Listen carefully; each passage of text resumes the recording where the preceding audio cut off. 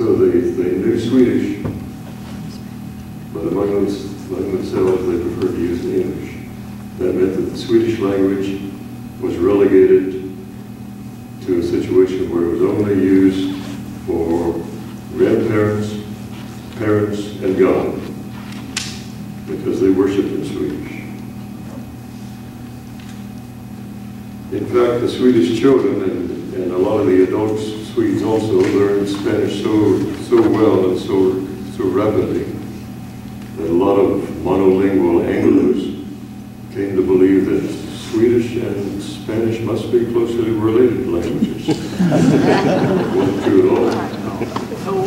But it was a good thing that most of the Swedes turned out to be trilingual, because they had to deal with monolingual Mexicans and with monolingual Anglos. And about dealing with the Mexicans, the Swedes generally got along well with the Mexicans.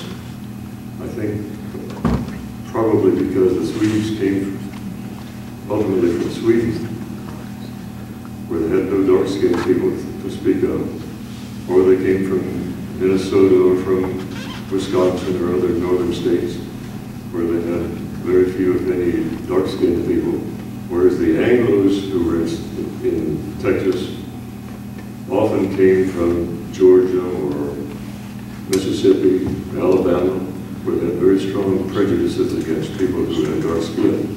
Swedes didn't feel that way. They tended to get along well.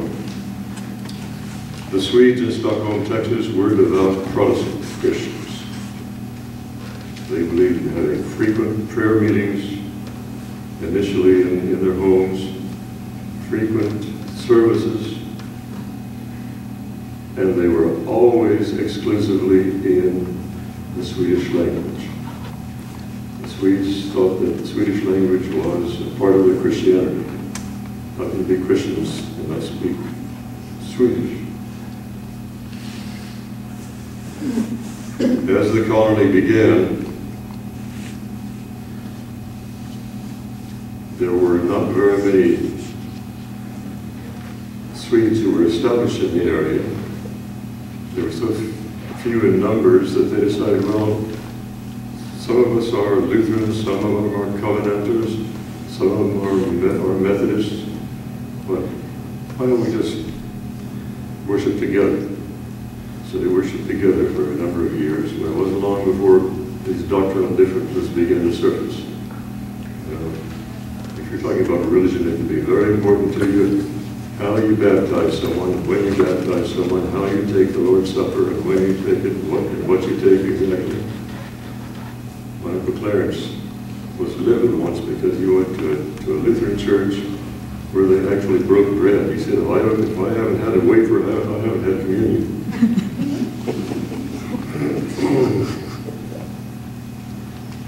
So it wasn't long before doctrinal differences surfaced, and the Swedish community divided into 3 different denominations. The largest were the Covenanters.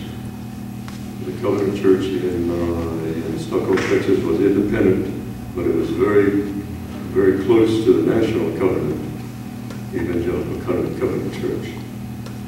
Doctrinally it was. The second most numerous religion was Lutheran. The Lutheran Church, of course, was a state church in Sweden, so this was the one that was sending missionaries, you might say, to make sure that the Swedes worshipped the way they were supposed to. And there were Swedish Methodists. The Methodists were the smallest in number, and it wasn't long before they Americanized.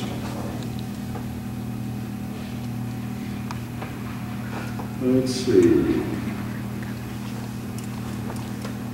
Yeah, by 1926, when the Lutherans decided that they were wealthy enough so they could build a church, they decided not to build it in Stockholm, but rather to build it in Lyford.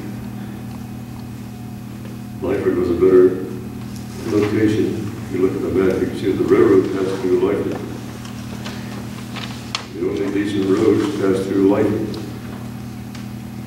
In order to get from Stockholm to Lyford, you had to go over an animal trail, basically. But not even graded during the first years. Also in 1926, the Methodists, who were very small in number, decided that they would move to Lyford and join with the Anglo-Methodists. Beginning in 1926, the Methodists no longer had services in Swedish. But the Lutherans and the Covenanters continued to have Swedish services into the 1930s and even 40s.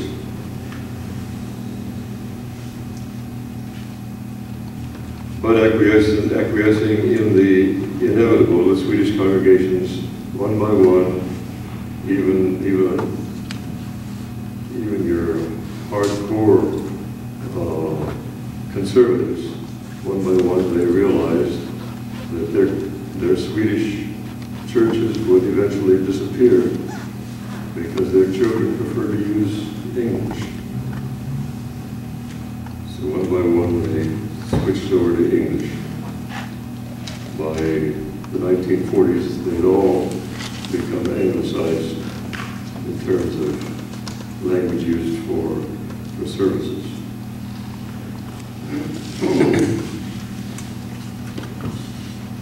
With the passage of years, the little Swedish colony in Stockholm gradually disintegrated. The main reason it disintegrated was that the Swedes very rapidly decided that they wanted to be Americans.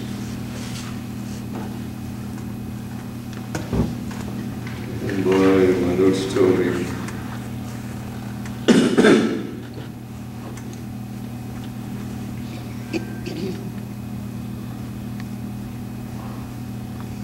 oh yes, the Great Depression.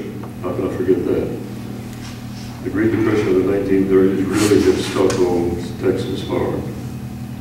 A lot of the small farmers weren't making a living, and they decided to give it up.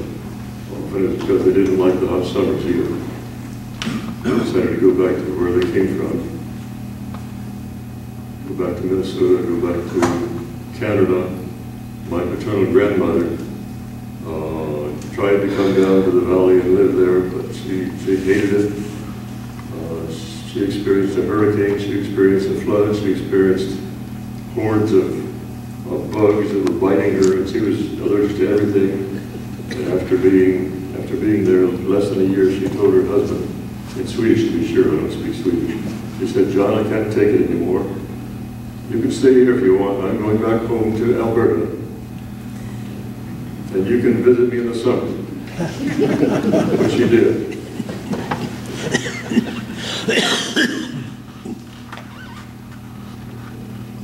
Yeah, I was going to say, by the summer of 1935, thanks to these various forces, particularly the Great Depression, only 15 of the original Swedish families were still operating farms, and the number continued to decline. Today, there are only 2 Swedish farmers still operating in the Turner Tract area. One was, it still exists. One is owned by my cousins Charles and Danny Vassberg. The other is owned by Wilbert and Bob. And in both cases, it's my understanding, I haven't measured, but it's my understanding in both cases their farms are perhaps 8,000 acres. And by the 1950s, all these factors operating against the survival of Stockholm, Texas. By the mid-1950s, Stockholm was no longer a viable community.